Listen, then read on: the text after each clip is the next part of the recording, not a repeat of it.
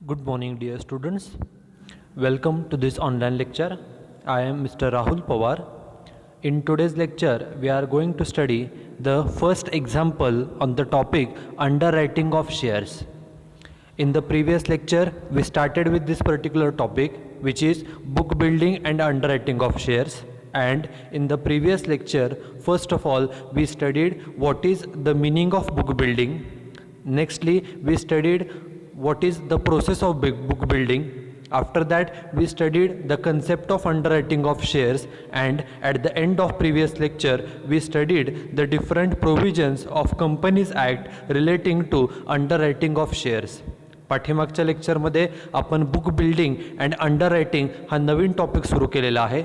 पाठीमागच्या लेक्चरमध्ये सुरुवातीला आपण बुक बिल्डिंग म्हणजे काय, बुक बिल्डिंगची प्रोसेस कशा पद्धतीनं राबविली जाते, त्याच्यानंतर अंडररायटिंग ऑफ शेअर्स म्हणजे काय, आणि सर्वात शेवटी कंपनी ॲक्ट 2013 प्रमाणे अंडररायटिंग ऑफ शेअर्स संदर्भात कोणत्या प्रोव्हिजन्स आहेत या आपण प्रिव्हियस लेक्चरमध्ये पाहिलेल्या आहे.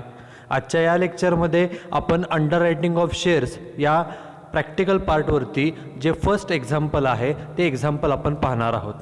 In the previous lecture we studied that underwriting is a contract between two parties, namely company and underwriter. पाठीमागच्या लेक्चरमध्ये आपण पाहिलं की अंडररायटिंग हे एक कॉन्ट्रॅक्ट आहे. कुणामधील? It is a contract between company and अंडररायटर.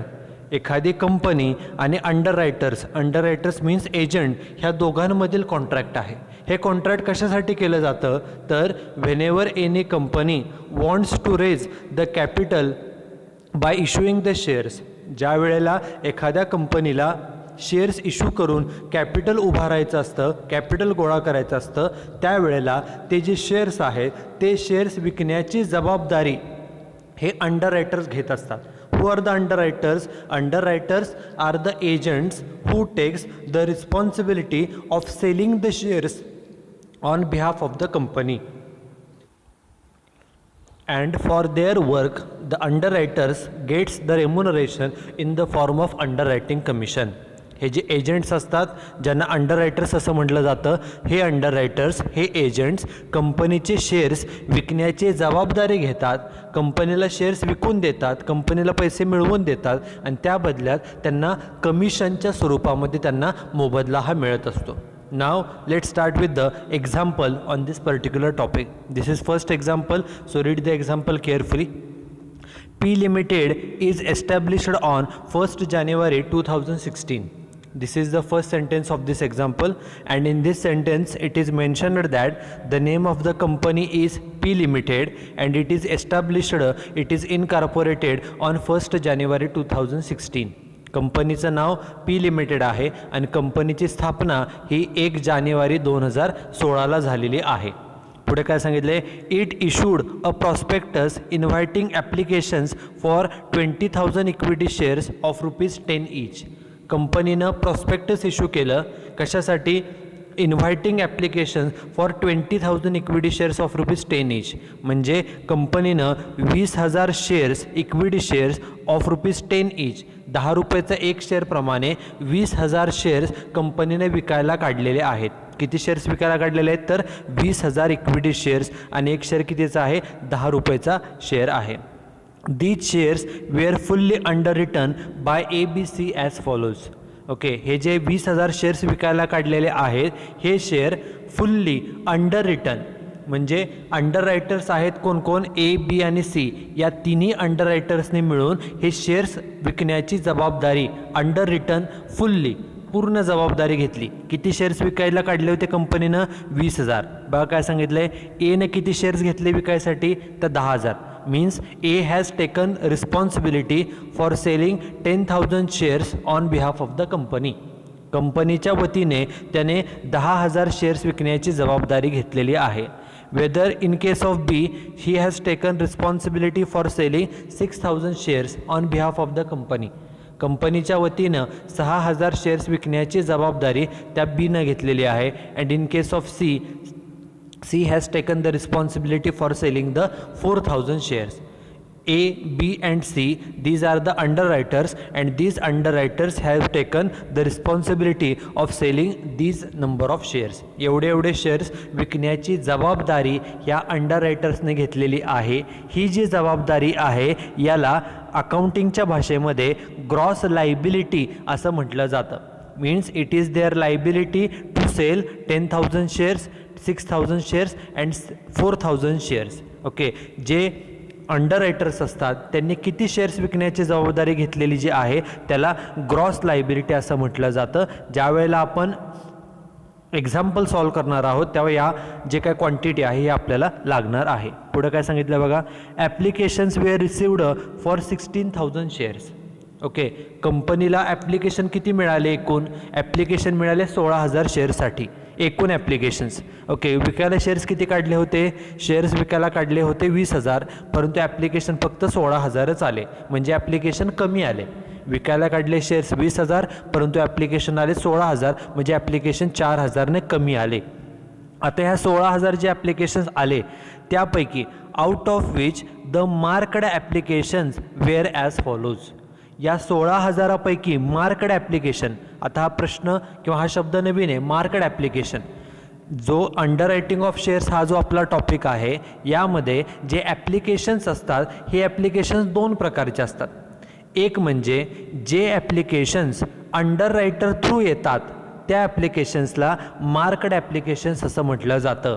The applications which are received through the underwriters they are called as a marked applications. जे ॲप्लिकेशन्स अंडररायटर, आपले अंडररायटर कोण कोण आहेत? ए आहे, बी आहे आणि C. These 3 are the underwriters of the company and the applications which are received through these underwriters is called as a marked application. आणि ते किती आले बघा, एद्वारे 8,000 ॲप्लिकेशन्स आले. म्हणजे ए हा जो अंडररायटर आहे त्याच्या थ्रू 8,000 ॲप्लिकेशन्स आले. बी जो अंडररायटर आहे त्याच्या थ्रू 2,850 शेअरसाठी ॲप्लिकेशन आले आणि सी जो अंडररायटर आहे त्याच्या थ्रू 4,150 असे ॲप्लिकेशन्स आलेले आहेत. हे जे अंडररायटर्स आहेत या अंडररायटर्सनी कंपनीचे शेअर्स विकण्याची जबाबदारी घेतलेली आहे. त्यापैकी किती ॲप्लिकेशन्स आले त्यांच्या थ्रू? तर 8,000, 2,850 आणि 4,150 एवढे अंडररायटर थ्रू ॲप्लिकेशन्स आलेले आहेत. ओके, आता जर आपण याची टोटल पाहिली तर एचे 8,000, बीचे 2,850 प्लस सी ह्या तिघांची जर आपण बेरीज केली तर ती बेरीज किती येते? तर ती बेरीज येते 15,000 शेअर्स. म्हणजे 8,000 प्लस 2,850 आणि 4,150 याची जर आपण बेरीज केली तर ती बेरीज किती येते? 15,000. म्हणजे एकूण जे 16,000 ॲप्लिकेशन्स कंपनीला मिळाले आहेत शेअर्ससाठी, 16,000पैकी 15,000 ॲप्लिकेशन हे अंडररायटर थ्रू आलेले आहेत.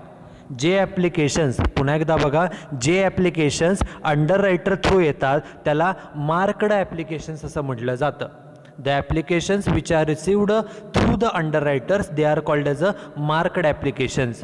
Here in this example, the total applications which are received through the underwriters are 15,000 application. बघा, A कडून 8,000 ॲप्लिकेशन आले ए थ्रू, बी थ्रू 2,850 आणि सी कडून 4,150. ह्या तिघांची बेरीज जर आपण केली तर ती येते 15,000. 15,000 ॲप्लिकेशन जे आलेले आहेत शेअरसाठीचे ते एजंट थ्रू, अंडररायटर थ्रू आलेले आहेत, त्याला मार्कड ॲप्लिकेशन असं म्हटलं जातं. एकूण ॲप्लिकेशन कंपनीला किती आले? 16,000. 16,000पैकी 15,000 एजंट थ्रू, त्याला मार्कड म्हणतो आपण. मग 16,000पैकी बघा, एक वर्किंग नोट आपण केली. प्रत्येक एक्झाम्पलमध्ये आपल्याला ही वर्किंग नोट करावी लागते. त्याचं नाव असतं कॅल्क्युलेशन ऑफ अनमार्कड ॲप्लिकेशन. अनमार्कड म्हणजे काय तर आपण ते ह्यामध्ये बघणार आहोत. सुरुवातीला घ्यायचं असतं टोटल ॲप्लिकेशन्स रिसिव्ड. बघा, एक्झाम्पलमध्ये सांगितले एकूण ॲप्लिकेशन किती आलेत? त्याचे 16,000 आलेत, म्हणून टोटल ॲप्लिकेशन्स रिसिव्ड 16,000. एकूण 16,000 शेअरसाठी ॲप्लिकेशन आले, त्यापैकी लेस मार्कड ॲप्लिकेशन. मार्कड म्हणजे काय तर एजंट थ्रू. आपले एजंट कोण आहे? ए, बी आणि सी. ह्या तिघां थ्रू किती ॲप्लिकेशन्स आलेले आहेत? तिघांची बेरीज आलेली आहे 15,000. म्हणजे 15,000 ॲप्लिकेशन झाले मार्कड. एजंट थ्रू जे ॲप्लिकेशन्स येतात त्याला मार्कड म्हणतात, ते 15,000 आहेत. मग एकूण ॲप्लिकेशन आले 16,000, त्यापैकी 15,000 एजंट थ्रू, म्हणजे राहिलेले जे 1,000 आहेत त्याला म्हणतात अनमार्कड ॲप्लिकेशन. अनमार्क्ड ॲप्लिकेशन म्हणजे काय, तर जे ॲप्लिकेशन्स डायरेक्टली कंपनीकडे येतात, एजंट थ्रू नाही, डायरेक्टली कंपनीला येतात, त्याला अनमार्क्ड ॲप्लिकेशन्स असं म्हटलं जातं. This is most important concept for objective type question. Such type of questions are asked, that is what is marked application, what is unmarked application. अनमार्कडचा अर्थ काय सांगितला की those applications which are received directly to the company. जे applications directly कंपनीला येतात, अंडररायटर through नाही, directly कंपनीकडे येतात, त्याला अनमार्क्ड ॲप्लिकेशन्स असं म्हटलं जातं. आपल्या एक्झाम्पलमध्ये सांगितलं आहे एकूण ॲप्लिकेशन 16,000 आले. 16,000पैकी एजंट थ्रू म्हणजेच मार्क्ड ॲप्लिकेशन्स आहेत 15,000. मग 16,000 एकूण ॲप्लिकेशनपैकी 15,000 एजंट थ्रू, उरलेले जे 1,000 आहेत ते डायरेक्टली कंपनीला मिळालेले असतात, त्याला अनमार्क्ड ॲप्लिकेशन्स असं म्हटलं जातं. And in every example we have to prepare this particular working note for calculating the unmarked applications. प्रत्येक एक्झाम्पलमध्ये आपल्याला हे कॅल्क्युलेशन हे करावं लागतं. पुढे काय सांगितलं बघा, अंडर रायटिंग कमिशन. जे अंडर रायटर्स आहेत ए, बी आणि सी, त्यांचं कमिशन किती, @4% ऑफ इश्यू प्राईस. त्यांना 4% कमिशन द्या. कशाच्या 4%, इश्यू प्राईसच्या. आपला बघा एक शेअर किती रुपयाचा आहे, एक्झाम्पलमध्ये सांगितलं आहे एक शेअर 10 रुपयाचा आहे. तो शेअर कितीला इश्यू केला सांगितलेलं नाही. It means the share is issued @10 only. Share 10 रुपयाचा आहे आणि तो 10 रुपयालाच विकलेला आहे. So 10 rupees is the issue price. Share 10 रुपयाचा आहे, तो 10 रुपयालाच विकला आणि त्या 10 रुपयाच्या 4% एवढं कमिशन आहे. पुढं काय सांगितलं आहे, calculate the net liability of each under writer. आपल्याला जे तिघं अंडर रायटर्स आहेत ए, बी आणि सी, या तिघांची नेट लायबिलिटी फाइंड आउट करायची. नेट लायबिलिटी म्हणजे काय ते आपण एक्झाम्पल सोडवताना पाहणारच आहोत. And also give journal entries in the books of company. जी कंपनी आहे, कंपनीचं नाव आहे पी लिमिटेड, त्या कंपनीच्या बुक्समध्ये आपल्याला जर्नल एंट्री देखील करायच्या आहेत. Okay, in the topic underwriting of shares, first we have to find out the quantity of unmarked application. आपल्याला पहिल्यांदा अनमार्क्ड ॲप्लिकेशन शोधावे लागतात. ते आपण ऑलरेडी शोधून काढलेले 1,000 अनमार्क्ड ॲप्लिकेशन्स आहेत. आपल्याला आता सांगितले नेट लायबिलिटी फाइंड आउट करा, म्हणून पहिल्यांदा टेबल तयार करायचं, त्याला नाव द्यायचं कॅल्क्युलेशन ऑफ लायबिलिटी, म्हणजेच net liability of under writers. आणि ही जी लायबिलिटी असते ही नेहमी शेअर्समध्ये, इन टर्म्स ऑफ शेअर्स आपण ती कॅल्क्युलेट करतो. आता टेबल तयार कसं करायचं, तर आपल्या एक्झाम्पलमध्ये 3 अंडर रायटर्स आहेत. In this particular example there are 3 underwriters, so 3 columns for the underwriters A, B and C, and first column for particulars. So we have to prepare 4 columns. First column is titled as particulars, second column underwriter A, underwriter B and underwriter C. हे आपल्याला half page हे तयार करावं लागतं. आता हे जे calculation आहे त्याचा सिक्वेन्स फक्त आपल्याला समजून घेणं गरजेचं आहे. You need to understand the sequence how we calculate the net liability of the underwriters. मग आता बघा एक्झाम्पलमध्ये काय सांगितलं आहे, सुरुवातीला काय सांगितलं आहे की जे शेअर्स होते, एनं किती शेअर्स विकण्याची जबाबदारी घेतलेली, 10,000. B has taken the responsibility for selling 6,000 shares and C has taken the responsibility of selling the 4,000 shares. It is their responsibility, so it is called as a gross liability. सुरुवातीला एजंटने, under रायटर्सने किती shares विकायची जबाबदारी जी घेतलेली आहे त्याला gross liability म्हटलं जातं. ती किती आहे, 10,000, 6,000 आणि 4,000. मग त्याला पहिल्यांदा म्हणायचं ग्रॉस लायबिलिटी 10,000, 6,000 आणि 4,000. It is there gross liability. एवढे शेअर्स त्यांनी विकण्याची जबाबदारी घेतलेली आहे. आता ही जी ग्रॉस लायबिलिटी आपण कॅल्क्युलेट केलेली आहे, ही ग्रॉस लायबिलिटी जे अनमार्क्ड ॲप्लिकेशन्स आहेत, अनमार्क्ड ॲप्लिकेशनचं उत्तर किती आलेलं आहे, तर ते आलेलं आहे 1,000 शेअर्स. हे जे अनमार्क्ड ॲप्लिकेशन्स आहेत की जे डायरेक्टली कंपनीला ॲप्लिकेशन्स मिळालेले आहेत, हे ॲप्लिकेशन 1,000 आहेत. हे सर्व अंडर रायटर्समध्ये ते डिस्ट्रीब्यूट केले जातात आणि डिस्ट्रीब्यूट करून तेवढ्याने त्यांची जी लायबिलिटी आहे ती तेवढ्याने कमी केली जाते. The gross liability of the underwriters is reduced by the unmarked applications received by the company. In this particular example, unmarked applications are 1,000. It should be distributed among A, B and C, and it should be distributed in the ratio of gross liability. प्रत्येकाची जी gross लायबिलिटीचा जो ratio आहे, ratio बघा किती येईल, 10,000, 6,000 आणि 4,000 आहे. म्हणजे जर रेशो आपण कॅल्क्युलेट केला तर 10:10:6:4 असा रेशो येतो आहे. पुन्हा त्याला जर 2ने डिवाइड केलं तर रेशो येतो आहे 5:3:2. It is the ratio of gross liability. जे अनमार्क्ड ॲप्लिकेशन्स असतात, जे डायरेक्टली कंपनीला मिळालेले आहेत, आपल्या एक्झाम्पलमध्ये ते 1,000 शेअर्स आहेत, ते 1,000 शेअर्स हे त्यांचा जो काय ग्रॉस लायबिलिटीचा रेशो आहे 10:6:4 म्हणजेच 5:3:2 या रेशोमध्ये तेवढे अनमार्क्ड ॲप्लिकेशन सर्वांना डिस्ट्रीब्यूट करायचे आणि त्यांची जी ग्रॉस लायबिलिटी आहे ती तेवढ्याने मायनस केली जाते. त्यामुळे 5:3:2 ह्या रेशोमध्ये अनमार्क्ड ॲप्लिकेशन डिस्ट्रीब्यूट करायचे. म्हणून खाली less distribution of unmarked application ratio 5:3:2.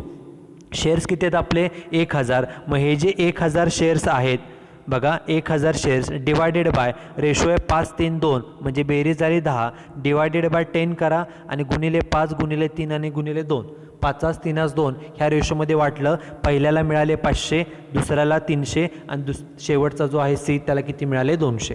नेहमीप्रमाणे जेवढे शेअर्स आहेत त्याला डिवायडेड बाय 10 × 5 × 3 आणि × 2 केलं की आपल्याला 500, 300 आणि 200 हे शेअर्स मिळाले.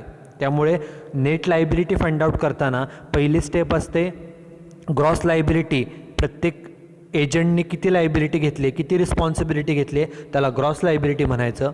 त्याच्यामधून जे अनमार्क्ड ॲप्लिकेशन्स आहेत की जे डायरेक्टली कंपनीला मिळालेले आहेत ते ॲप्लिकेशन्स सर्व अंडररायटर्समध्ये ग्रॉस लायबिलिटीच्या रेशोमध्ये डिस्ट्रीब्यूट केले जातात. हे देखील ऑब्जेक्टिव्हला क्वेश्चन विचारलं जातात की unmarked applications are distributed among the underwriters in the ratio of, तर ते ग्रॉस लायबिलिटीच्या रेशोमध्ये डिस्ट्रीब्यूट केले. आता वजाबाकी बघा, 10,000तून 500 गेले, वजाबाकी राहिले 9,500.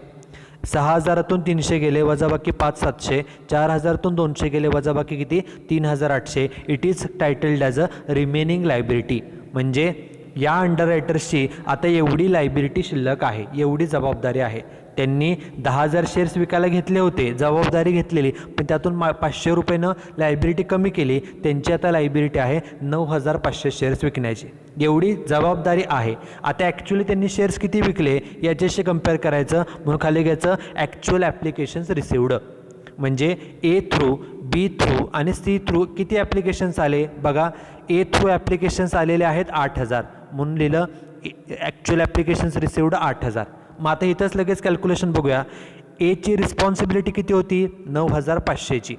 9,500 शेअर्स विकण्याची त्याची जबाबदारी होती. त्याने विकले किती फक्त 8,000. 9,500ची जबाबदारी होती, त्यानं 8,000 विकले म्हणजे कमी विकले. कितीनं कमी विकले 1,500. मग ह्याला सरप्लस म्हणणार का डेफिशिट. त्यानं 1,500 शेअर्स कमी विकले तर त्याला डी फॉर डेफिशिट असं म्हटलं जातं. त्यामुळे त्याला डी कंसामध्ये लिहिलं. हे झालं पहिलं. आता जो बी आहे, बीची जबाबदारी आहे 5,700 शेअर्स विकण्याची. कितीची 5,700. त्याने शेअर्स किती विकले बघा, त्याने शेअर्स विकले 2,850 म्हणून ॲक्च्युअल ॲप्लिकेशनला लिहिलं 2,850. मग आता बघा त्याची जबाबदारी आहे 5,700 शेअर्स विकण्याची. त्याने विकले फक्त 2,850 म्हणजे कमी शेअर्स विकले, म्हणजे हा सुद्धा डेफिशिट आहे म्हणून त्याला डी म्हणलं. डेफिशिट किती आहे तर 2,850. त्यानं जेवढी जबाबदारी घेतली होती त्यापेक्षा कमी शेअर्स विकले म्हणून तो डेफिशिट आहे. कितीचा फरक आहे 2,850चा. आणि आता शेवटचा अंडररायटर सी, त्याची जबाबदारी किती आहे, रिमेनिंग लायबिलिटी आहे 3,800 आणि त्याने शेअर्स किती विकले बघा तर 4,150 म्हणून तिथे लिहिलं ॲक्च्युअल ॲप्लिकेशन रिसिव्ड 4,150. त्याची जबाबदारी 3,800 शेअर्स विकण्याची होती पण त्यानं 4,150 जादा शेअर्स विकले. जादा शेअर्स म्हणजे सरप्लस म्हणून त्याला एस नाव दिलं, एस फॉर सरप्लस. किती शेअर जादा विकले त्यानं तर त्यानं त्याच्या लायबिलिटीपेक्षा 350 शेअर्स जादा विकले.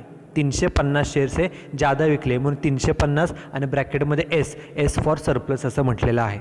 ओके. मग आता हा जो सरप्लस आहे हा आपण फाइंड आउट केला, त्याला नाव दिलं सरप्लस ऑब्लिक डेफिशिट. दोन जे अंडररायटर्स आहेत त्यांचे डेफिशिट आले पहिल्या दोघांचे आणि जो शेवटचा आहे सी त्याचा सरप्लस आला. आता शेवटची स्टेप काय, ज्या अंडररायटरचा सरप्लस असतो, कोणाचा सरप्लस आहे आपल्या एक्झाम्पलमध्ये सीचा, तो सरप्लस हा ज्यांना डेफिशिट आहे त्यांना तो डिस्ट्रीब्यूट करायचा.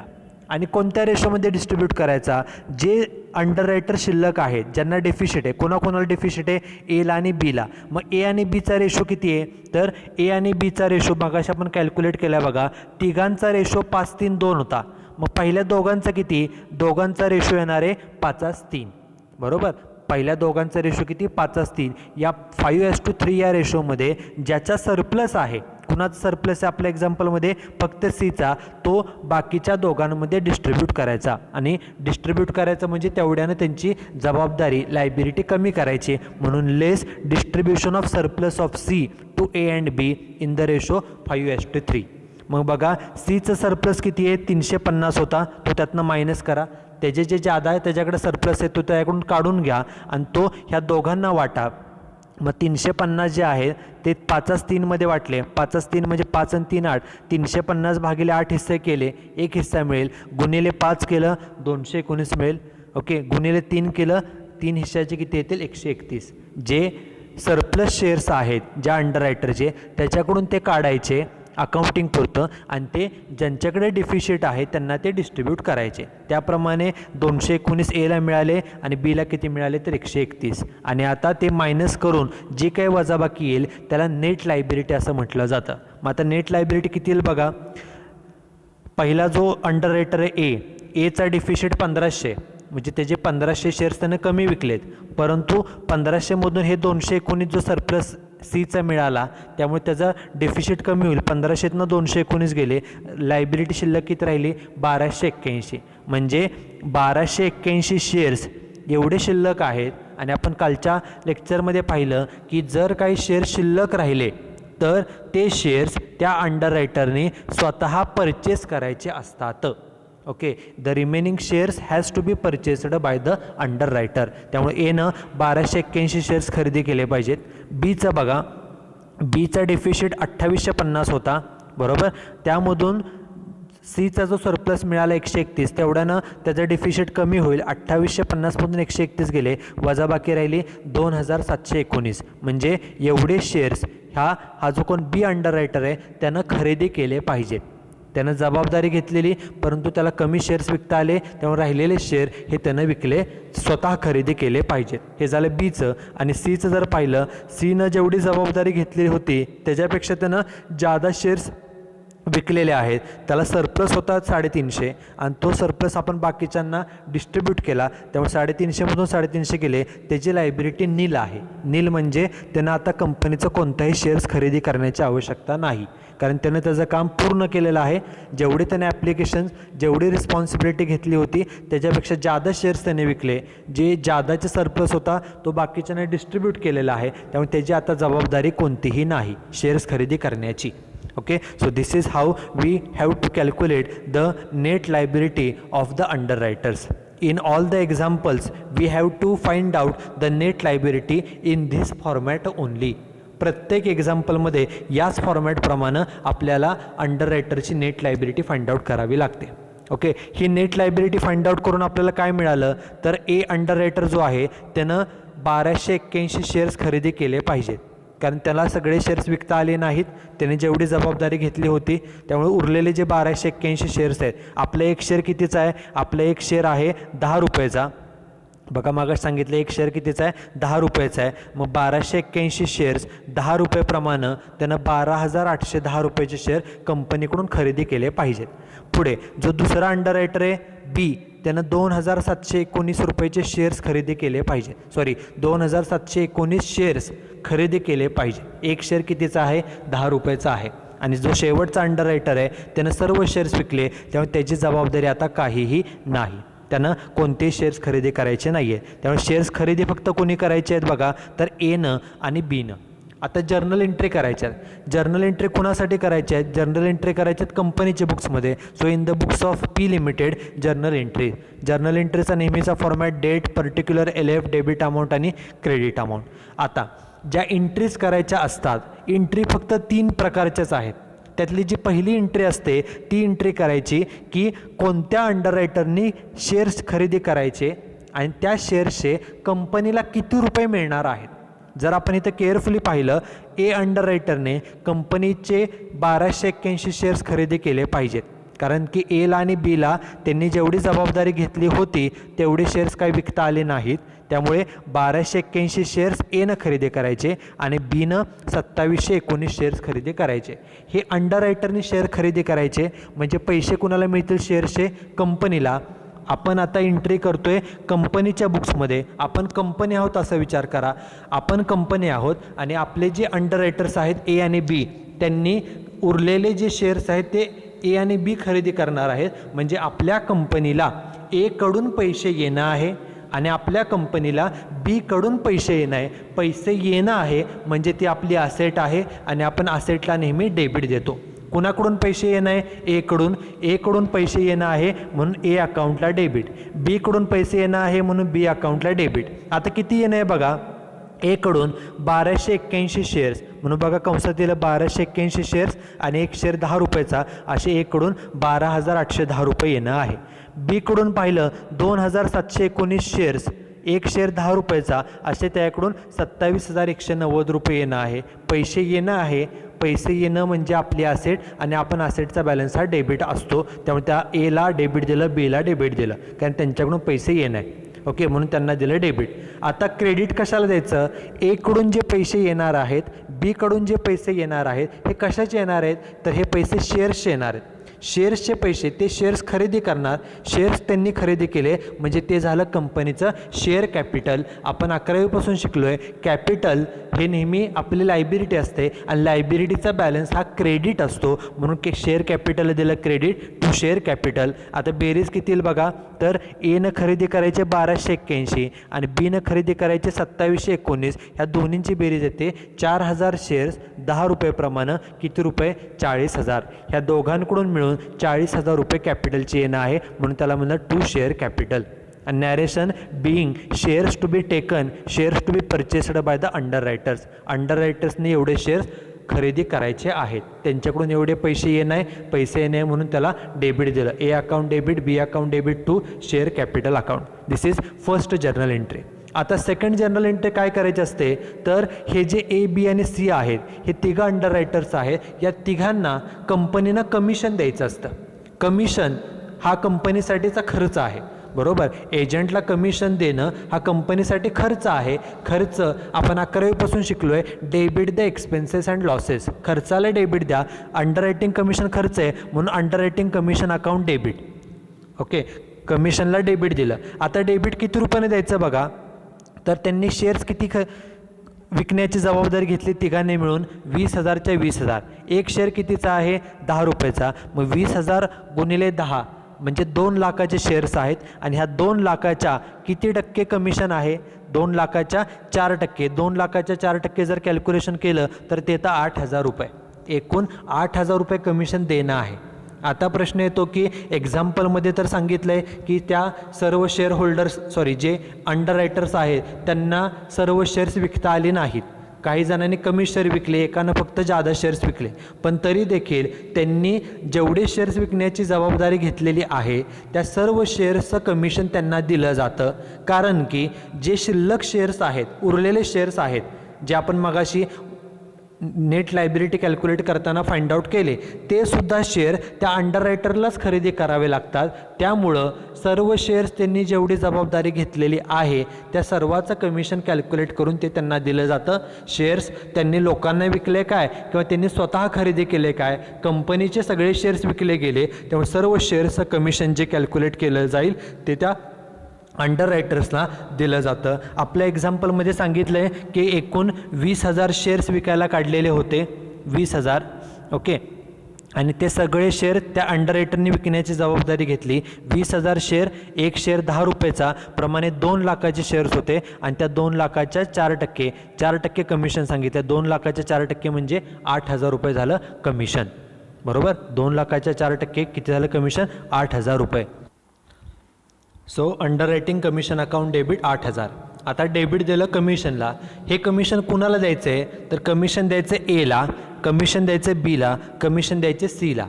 कंपनीनं एला पैसे द्यायचे आहेत, कंपनीनं बीला पैसे द्यायचे आहेत, कंपनीनं सीला पैसे द्यायचे आहेत. पैसे द्यायचे आहेत म्हणजे ती झाली लायबिलिटी आणि लायबिलिटीचा बॅलन्स असतो क्रेडिट, म्हणून एला क्रेडिट दिलं to A account, to B account आणि टू सी अकाउंट. आता किती पैसे द्यायचे असतात तर त्यांनी किती शेअर विकण्याची जबाबदारी घेतलेली, एनं 10,000 शेअर्स, बीनं 6,000 आणि सीनं 4,000. त्यांना सर्व शेअर्स विकता आले नाहीत, परंतु त्यांनी जेवढी जबाबदारी घेतलेली होती त्या सर्वाचं कमिशन दिलं जातं. कारण की जे उरलेले शेअर्स आहेत ते स्वतः त्यांनी त्या अंडररायटरनेच खरेदी केलेले असतात, खरेदी करायचे असतात. त्यामुळे जेवढे शेअर्स विकण्याची जबाबदारी त्यांनी घेतली होती 10,000, 6,000 आणि 4,000 तेवढ्यावरचं कमिशन त्यांना पेएबल दाखवलं जातं. म्हणून एला बघा 10,000 शेअर्स, एक शेअर 10 रुपयाचा, बरोबर, म्हणजे त्यानं 1,00,000 रुपयाचे शेअर विकण्याची जबाबदारी घेतलेली आणि त्याचं कमिशन किती 4%. बीनं 6,000 शेअर्स होते, एक शेअर 10 रुपयाचा गुणिले 4%. सीनं 4,000 शेअर्स विकण्याची जबाबदारी घेतलेली, एक शेअर 10 रुपयाचा गुणिले 4% कमिशन. असं प्रत्येकाचं कमिशन आलं 4,000, 2,400 आणि 1,600. Okay. Narration being underwriting commission payable to the underwriters. Commission खर्च आहे म्हणून कमिशनला डेबिट, आणि हे कमिशन ABC तिघांना देणं आहे. कंपनीची ही जबाबदारी आहे, लायबिलिटी म्हणजे त्याचा बॅलन्स क्रेडिट, म्हणून ABCला दिलं क्रेडिट. ही झाली सेकंड एंट्री.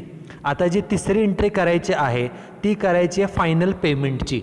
आता ती एंट्री A, B आणि C तिघांच्या वेगवेगळ्या होणार आहे. म्हणजे काय बघा, आपण या पहिल्या एंट्रीत पाहिलं, फक्त एचं बघूया. आता ए हा जो कोण अंडररायटर आहे त्याला सर्व शेअर्स विकता आले नाहीत, म्हणून ते शेअर्स त्या अंडररायटरनं खरेदी केले पाहिजेत आणि त्यानं कंपनीला किती रुपये दिले पाहिजे शेअरसाठीचे 12,810.